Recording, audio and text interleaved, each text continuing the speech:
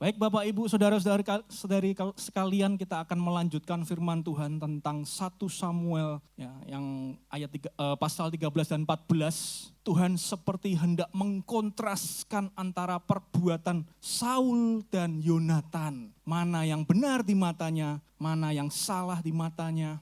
Mana yang berkenan di matanya, mana yang tidak berkenan. Dan mana yang kalah, imannya kalah dengan ketakutan karena tekanan. Dan mana yang berani ya, dengan imannya melangkah. Banyak orang masih hidup dalam ketakutan. Ya.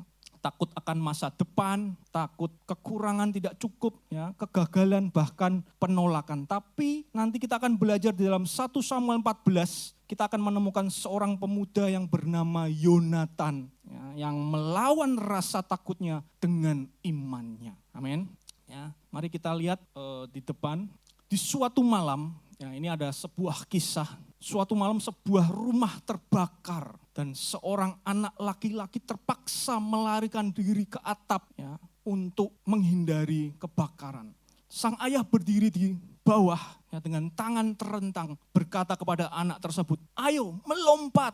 Tapi anak ini berkata, "Aku takut ayah karena aku tidak bisa melihatmu." Matanya sudah tertutup oleh debu, asap, abu, sehingga dia tidak bisa melihat dengan jelas ayahnya. Tapi ayahnya berkata, "Ayo lompat nak, kamu tidak bisa melihat ayah, tetapi ayah bisa melihatmu." Ya.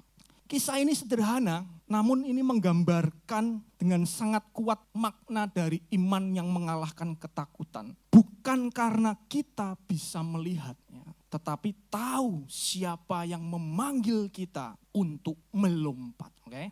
Dalam hidup ini kita sering berada di atap seperti anak ini. Begitu ketakutan menghadapi masalah yang ada di depan kita. Kita sering melihat di depan seperti tidak ada jalan keluar. Tetapi Tuhan menyuruh kita untuk melompat. Yang kita butuhkan hanya mendengar suara Tuhan dan melakukan. Dalam 1 Samuel 14, seluruh bangsa Israel itu lumpuh karena orang-orang Filistin. Ya. Dilumpuhkan oleh ketakutan. Ya. Bukan karena mereka tidak punya Allah, tapi sudah jelas karena mereka kurang mengenal Allah. Ya. Mari kita belajar dan buka kitab 1 Samuel 14 ayat 6 sampai 10.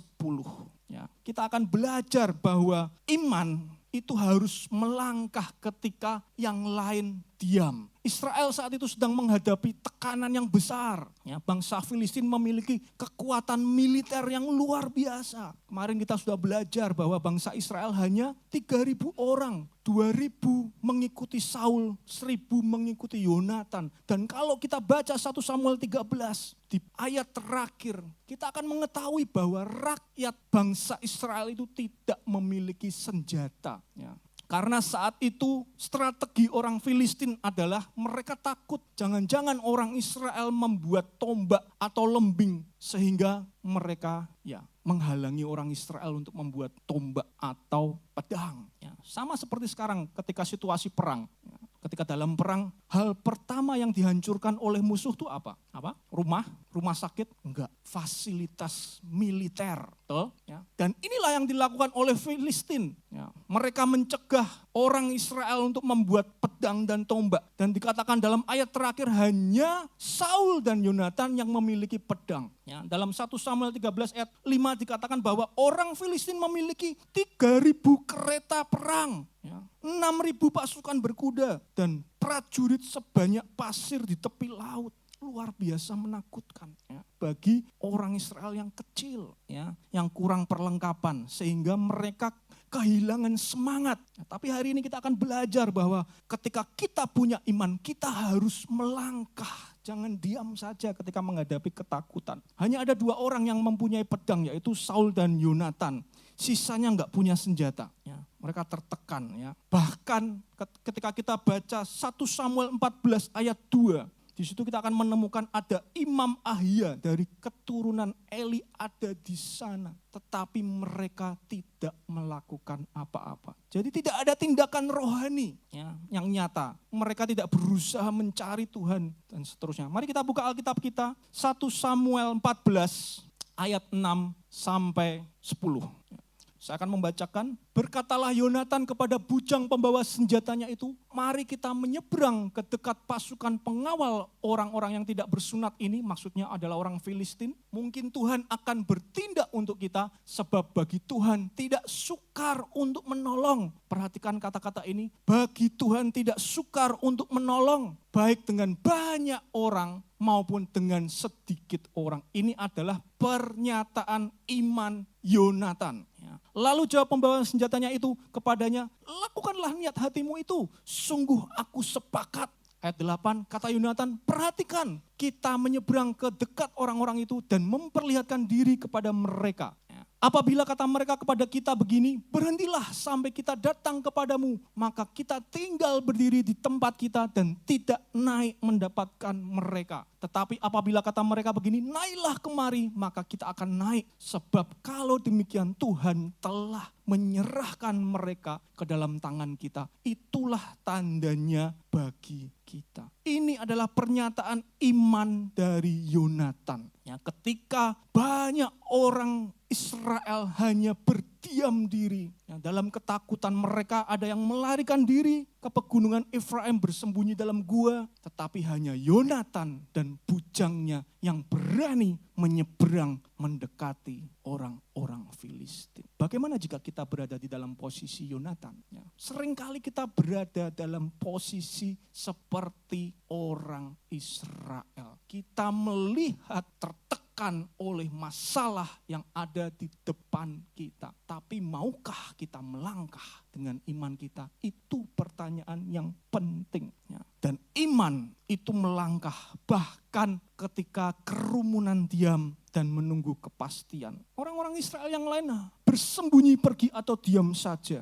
Tetapi Yonatan menyeberang mendekati orang-orang Filistin. Banyak orang Kristen yang datang ke gereja, ya, pulang dari tempat ibadah, diam saja. Ketika mendengar ada teguran dari firman Tuhan, keluar dari tempat ibadah, kehidupannya sama saja, nggak berubah, tidak melakukan apapun. Bahkan ketika dinasihati mungkin oleh gembala, Pak Gembala, ya, atau pastor, ya, tidak ada perubahan dalam hidupnya.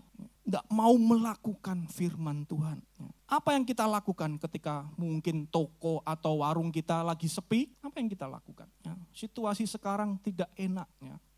Banyak perang di luar sana. Ya. Susah sekali kita mendapatkan rezeki. Katanya seperti itu. Banyak toko, ruko tutup, tidak bertahan. Ya. Tapi itu bukan alasan buat kita untuk tidak melangkah dengan iman. Ya. Jangan mengurangi kualitas pelayanan kita hanya karena kita melihat sesuatu yang tidak sesuai ekspektasi kita. Ya. Bukan alasan untuk bermalas-malasan di toko. Ya.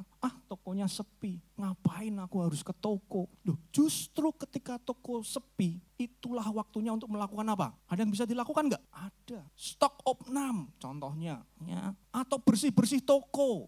Katanya kalau bersih tokonya rezekinya apik, betul? Ya. Ada yang harus dilakukan. Kalau toko rame, mana sempat kita bersih-bersih toko, mana sempat kita stok opnam, betul? Ya. Jadi lakukan sesuatu, jangan mengurangi kualitas pelayanan kita. Walau kondisi tidak enak, tetap berikan senyum yang terbaik. Ya. Apakah kita hanya mau dilihat ketika ada konsumen datang, terus memberikan, ya justru ketika sepi kita bisa melakukan sesuatu. Nah, iman itu melangkah, tidak menunggu, ya, tidak menunggu semuanya jelas dulu, ya, tidak menunggu keadaan berubah dulu, tapi iman itu melangkah ketika yang lain diam, ketika keadaan belum berubah, iman itu harus melangkah. Ya. Banyak contoh dalam Alkitab, ya. Kenapa Yonatan mengatakan Tuhan itu tidak sukar untuk menolong, baik dengan sedikit orang maupun dengan banyak orang. Kira-kira kenapa? Saul dan Yonatan sama-sama melihat orang-orang Filistin, betul? Ya. Orang-orang Filistin jumlahnya lebih banyak dari mereka, sama melihat masalah yang sama, tetapi tindakannya berbeda. Kenapa Yonatan berkata Tuhan tidak sukar untuk menolong, baik dengan sedikit orang maupun banyak orang? Karena dia tidak mengandalkan mata fisiknya. Dia tidak melihat masalah itu. Dia mendengar firman Tuhan. Ya. Iman timbul dari pendengaran akan firman Kristus. Jadi saudara datang ke gereja, iman Anda itu harus bertumbuh, harus melangkah walaupun keadaan belum berubah. Dia mendengar apa? Mendengar nenek moyangnya. Zaman hakim-hakim, ya, zamannya Gideon. Mereka mengalahkan orang-orang Midian dengan hanya berapa orang? Sedikit saja, 300 orang. Padahal orang-orang Midian banyak seperti pasir di laut. Yonatan tahu bahwa nenek moyangnya disertai Tuhan secara luar biasa. Ketika memasuki tanah perjanjian, tembok Yeriko, mereka menang dengan perang? Enggak. Mereka hanya taat berkeliling 6 hari tanpa suara. Dan 7 kali di hari terakhir dan di saat-saat terakhir mereka bersorak dan tembok itu runtuh. Yonatan mendengar firman Tuhan, mendengar apa yang dilakukan Tuhan, ya, terhadap bangsanya, menyertainya. Mereka tahu Musa, ya, Yonatan tahu Musa keluar dari Mesir mengandalkan kekuatan mereka. Enggak loh, bangsa Israel itu keluar dari perbudakan Mesir tidak dengan senjata, Bapak Ibu. Amin. Jadi Yonatan berkata, Tuhan tidak sukar menolong baik dengan sedikit orang maupun banyak orang. Itu adalah pernyataan iman. Dia tidak menunggu. Ya. Nuh pun tidak menunggu. Ya. Dia membangun bahtera di tengah tanah kering, bukan di tepi pantai, Bapak Ibu. Ya. Abraham tidak menunggu untuk mendapatkan berkat. Dia melangkah keluar dari Ur Kasdim. Paulus tetap berangkat, ya, walaupun keadaan tidak pasti dan dia tahu dia akan menghadapi aniaya. Dia tetap berangkat. Itulah iman yang tetap melangkah walau kondisi tidak enak. Amin. Di saat orang diam karena takut, ya, orang beriman justru bergerak karena percaya. Seringkali yang kita lakukan adalah kita takut melangkah karena mempertimbangkan banyak hal, betul? Ya, kita ragu-ragu, ya, kita kurang persiapan, ya, kita memilih mempertimbangkan sesuatu dengan matang, ya, menghitung segala resikonya. Ini untuk apa sebenarnya? Agar kita ini tidak ceroboh atau bertindak sembarangan. Ya. Apa bedanya antara iman dan kecerobohan? Ya, bertindak sembarangan. Ya. Iman itu bertindak berdasarkan keyakinan akan siapa Tuhan itu. Ya. Sedangkan kecerobohan itu berdasarkan emosi atau ego semata. Sudah tahu bedanya? Karena perasaan kita, ya, bukan keyakinan akan siapa Tuhan itu. Ya. Yonatan berkata, mungkin Tuhan akan bertindak untuk kita. Sebab bagi Tuhan tidak sukar untuk menolong baik dengan banyak orang maupun dengan sedikit orang. Yonatan bukan asal nekat, Bapak Ibu, ya, tapi dia kenal pribadi Tuhan. Banyak orang Kristen, ya, percaya disertai Tuhan, tetapi tidak mengenal pribadi Tuhan, meragukan penyertaan Tuhan. 2 minggu lalu saya khotbah tentang Saul, ya, bagaimana Saul ini percaya penyertaan Tuhan, bahkan saking percayanya karena dia sudah diberikan tanda-tanda bahwa Tuhan menyertainya. Dan dia harus menunggu 7 hari, menunggu Samuel untuk memberikan perintah yang baru. Bahkan saking percayanya dia menyuruh sebagian orang Israel itu untuk pulang masing-masing ke kemahnya. Dia percaya penyertaan Tuhan, tetapi dia tidak mengenal kasih Tuhan. Orang Kristen yang tidak pernah merasakan kasih Tuhan, dia akan merasa bahwa penyertaan Tuhan itu jauh dan menakutkan. Coba lihat kanan kiri, perhatikan wajah-wajah yang mungkin dalam keraguan, dalam ketakutan. Ya. Kenal enggak Tuhanmu? Kenal enggak Tuhanmu? Tuhan itu tidak sukar untuk menolong. Amin? Aminnya ragu-ragu. Amin? Nah, gitu loh, iman itu harus dinyatakan. Amin, sepakat. Yang banyak orang ketika dalam tekanan lebih sering keliru mengambil tindakan. Ya. Akibat melihat masalah di depan. Ya. Padahal Roma 10 ayat 17 mengatakan iman timbul dari pendengaran. Tindakan Saul itu keliru. Dia menjadi tidak taat karena melihat di depan. Dikatakan dalam 1 Samuel 13 ayat 11, jawab Saul, karena aku melihat rakyat itu berserak-serakan meninggalkan aku dan engkau tidak datang, maksudnya Samuel tidak datang pada waktu yang telah ditentukan, padahal orang Filistin telah berkumpul di Mikmas, makanya Saul melanggar perintah Tuhan. Dia melakukan sesuatu yang seharusnya bukan tugasnya. Ya, yang mempersembahkan kurban harusnya siapa? Samuel, tetapi dia melanggar. Yonatan dan Saul sama-sama melihat masalah di depan. Tetapi iman itu terus melangkah. Bahkan ketika tidak ada yang melihat. Perhatikan, iman tetap melangkah bahkan ketika tidak ada yang melihatnya. Melakukan apa yang benar meski tidak ada yang melihatnya. Dalam 1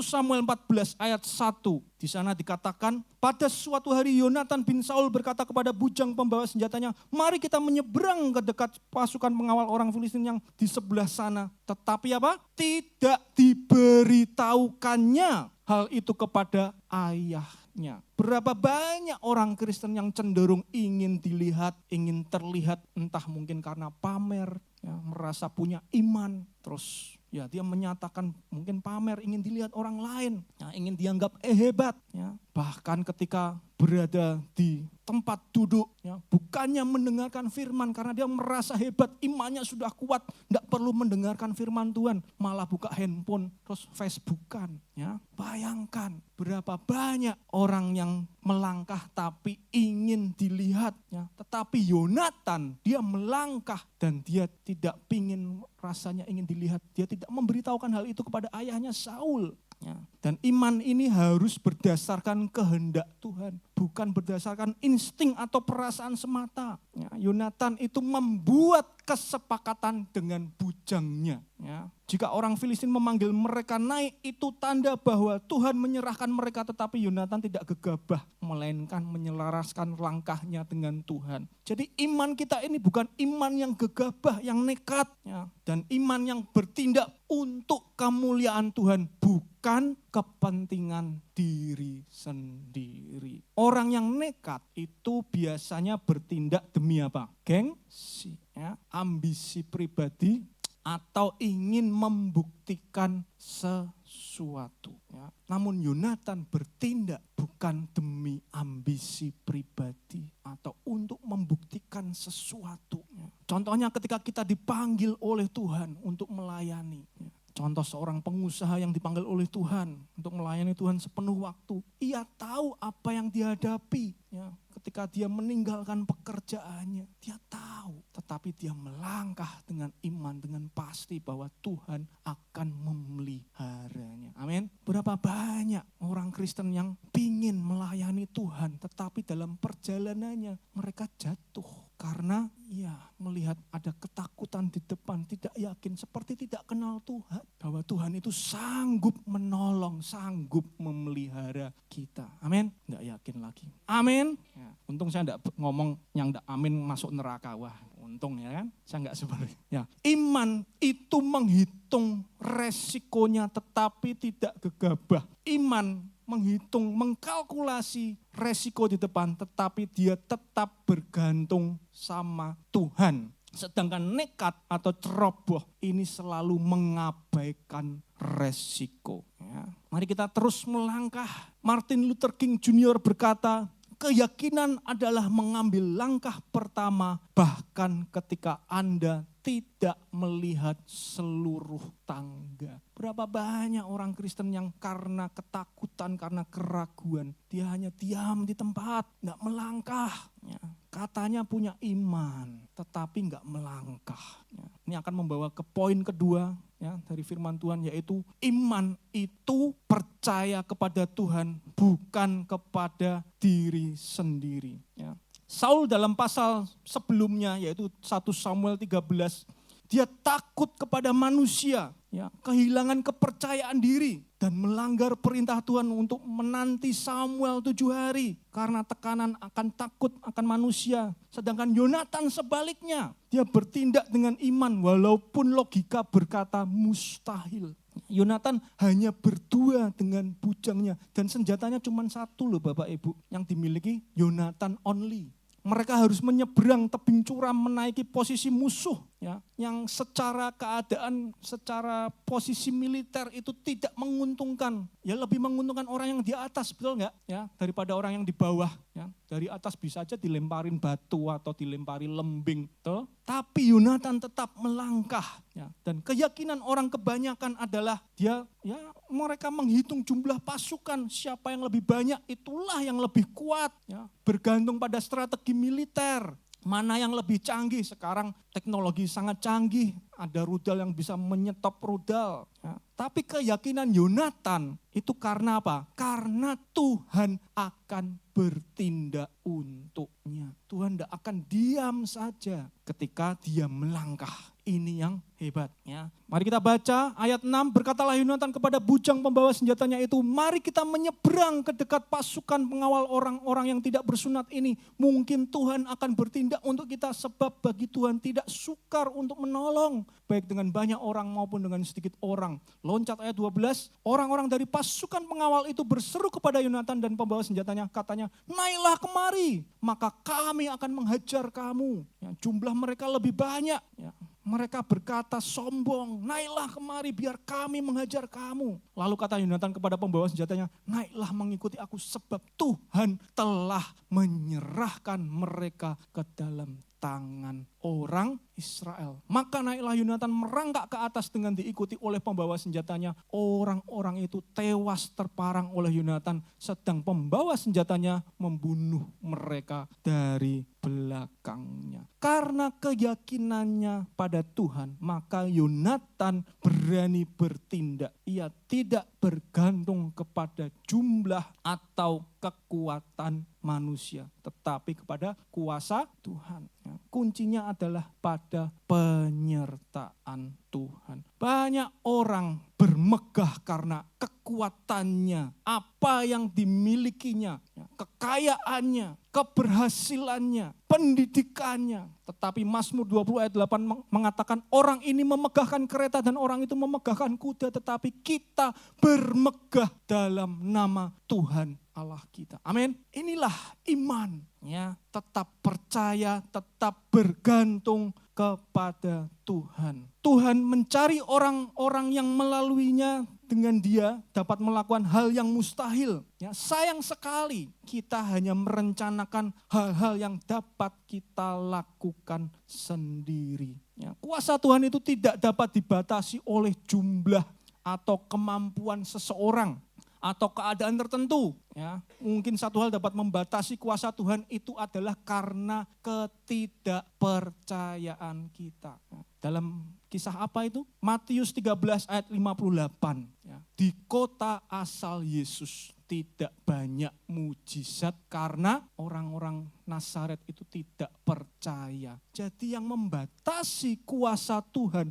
bekerja, mujizat Tuhan tidak dinyatakan kepada kita. Mungkin karena kita tidak percaya. Ya, sayang sekali. Ya. Tozer mengatakan sayang sekali kita hanya merencanakan hal-hal yang dapat kita lakukan sendiri. Dalam kenyataannya di dunia nyata, dua orang itu memang tidak cukup untuk mengalahkan ratusan orang Filistin. Ya, tetapi Yonatan tidak merasa terancam, ya, atau merasa kecil atau tidak cukup. Ya. Tuhan tidak butuh cukup dari kita. Betul? Ya. Dia hanya butuh hati yang percaya kepadanya. Ya. Mungkin kita merasa tidak cukup pintar untuk melanjutkan sekolah atau kuliah. Ya, tetapi tidak sukar untuk Tuhan untuk menolong kita, membiayai pendidikan kita. Amin. Siapa yang mau masuk kuliah? Ya, percaya enggak? Percayakan penyertaan Tuhan enggak? Kalau percaya, nyatakan dengan iman. Ya, Tuhan akan kirim orang-orang donatur-donatur yang luar biasa untuk membiayai kuliahmu. Amin. Ya, sebagai orang tua, kadang kita tidak merasa cukup untuk memberi masa depan yang baik untuk anak-anak kita.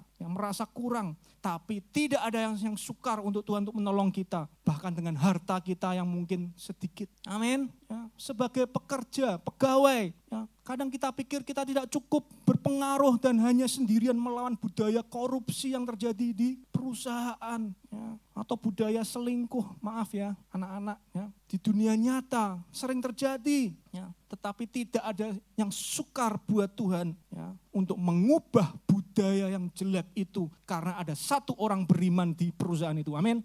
Sebagai pengusaha, kadang kita merasa tidak cukup kuat dan tidak punya backingan ya, saat dicurangi oleh pengusaha yang lebih kuat atau oleh oknum. Ya, tidak sukar untuk Tuhan ya, untuk menolong orang yang kecil yang tidak punya backingan karena ia memiliki seluruh kuasa. Amin.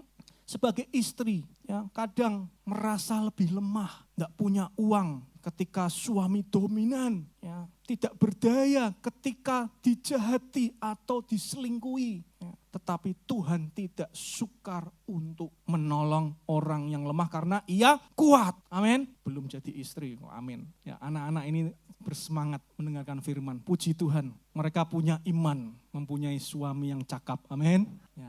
Tuhan akan memberikan suami yang terbaik untuk kalian, amin. Tuhan tidak butuh mayoritas, dia hanya butuh satu orang percaya yang berani taat. Satu orang bersama Tuhan adalah mayoritas, ya. Tidak sukar bagi Tuhan untuk menolong baik dengan sedikit atau banyak orang. Makanya saya sering kalau konseling, setidaknya ada satu orang yang waras di keluarga untuk mengingatkan, ya, ketika keluarga menghadapi masalah. Harus ada setidaknya satu orang untuk mengingatkan, entah itu suaminya atau istrinya ketika mereka salah langkah. Amin. Luar biasa sekali hari ini responnya. Saya sering, ya, orang yang paling waras di keluarga saya adalah istri saya. Saya sering kesaksiannya ketika ini kesaksian, ya.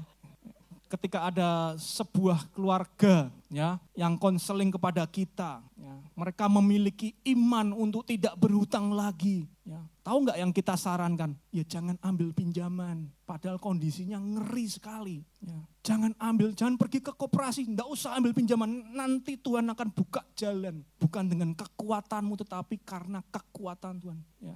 Dan ketika hari demi hari, ya, di mobil ketika saya menyetir, saya tuh sering ngobrol sama istri saya. Iman saya tuh kadang yang malah runtuh loh. Ya.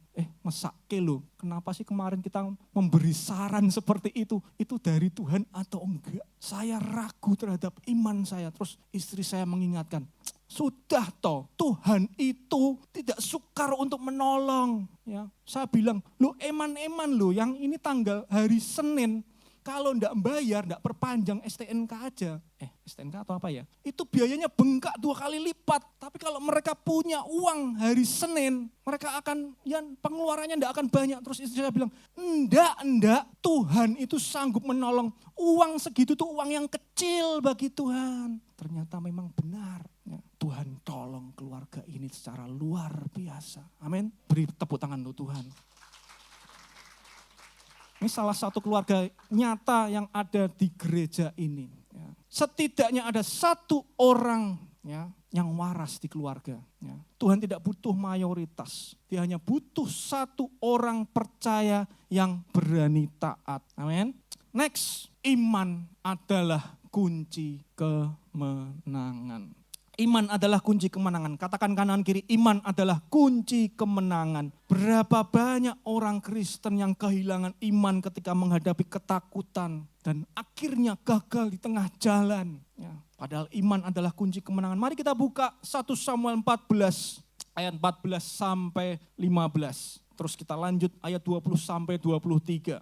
Kekalahan yang pertama ini, ya, akhirnya bangsa Israel bisa memenangkan pertempuran karena ini kekalahan yang pertama ini maksudnya adalah orang Filistin yang dihadapi oleh Yonatan, yang ditimbulkan Yonatan dan pembawa senjatanya itu besarnya kira-kira 20 orang dalam jarak kira-kira setengah alur dari sepembajaan ladang. Tapi dari 20 orang yang tewas melalui tangan Yonatan. Ayat 15 dikatakan apa? Lalu timbullah kegentaran di perkemahan, di padang dan di antara seluruh rakyat. Juga pasukan pengawal dan penjara-penjara itu gentar dan bumi gemetar. Sehingga terjadi kegentaran yang dari Allah. Ya. Kemudian berkumpullah Saul dan seluruh rakyat yang bersama-sama dengan dia itu. Dan ketika mereka sampai ke tempat pertempuran, tampaklah setiap orang menikam temannya dengan pedang, suatu huru hara yang sangat besar. Beginilah kira-kira ilustrasinya. ya, ketika mereka hendak menghadapi orang-orang Filistin, ya, ada orang-orang Ibrani atau orang-orang Israel yang membelot kepada sebangsanya, orang-orang sebangsanya.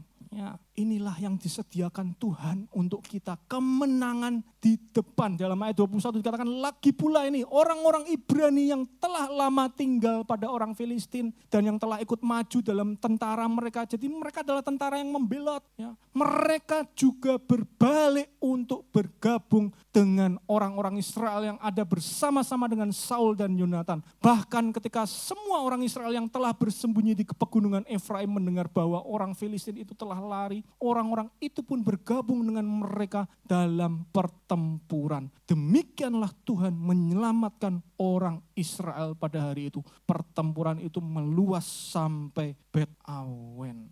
Saat Yonatan dan bujangnya menyerang, Tuhan menciptakan kekacauan di pasukan Filistin. Ini memicu gelombang kemenangan. Bahkan ketika orang Israel yang bersembunyi, ya, itu ikut keluar. Dan bangsa Israel dikatakan menang, ya, menang besar hari itu. Ya, Tuhan memakai keberanian iman satu orang untuk mengubah keadaan seluruh bangsa. Mungkin hari ini engkau mendengar firman Tuhan, ya, imanmu muncul, ya, dari sekian banyak orang hanya satu orang, enggak apa-apa. Tuhan tetap memperhitungkan iman itu. Ya.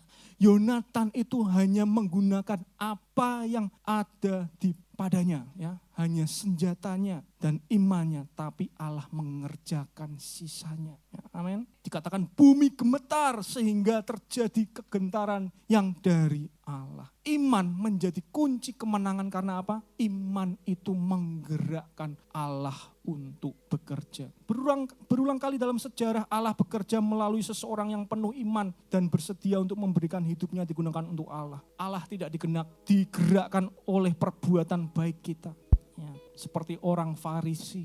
Ia tidak digerakkan dengan kekayaan kita. Tuhan Yesus tidak terkesan oleh anak muda yang kaya. Tetapi ia digerakkan oleh iman. Ya, ketika seseorang percaya pada Yesus dan melangkah dengan iman, Tuhan itu turun tangan.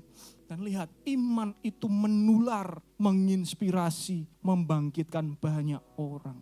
Ya, ketika orang-orang Ibrani melihat keberanian Yonatan yang tadinya bersembunyi, mereka muncul. Ya, orang-orang yang tadinya berpihak kepada Filistin berbalik memihak bangsanya. Kemenangan tidak datang karena kekuatan, tetapi karena keberanian untuk percaya ketika yang lain menyerah. Amin. Ya. Kemenangan sejati dalam hidup itu terjadi ketika kita mau melangkah dengan iman kita.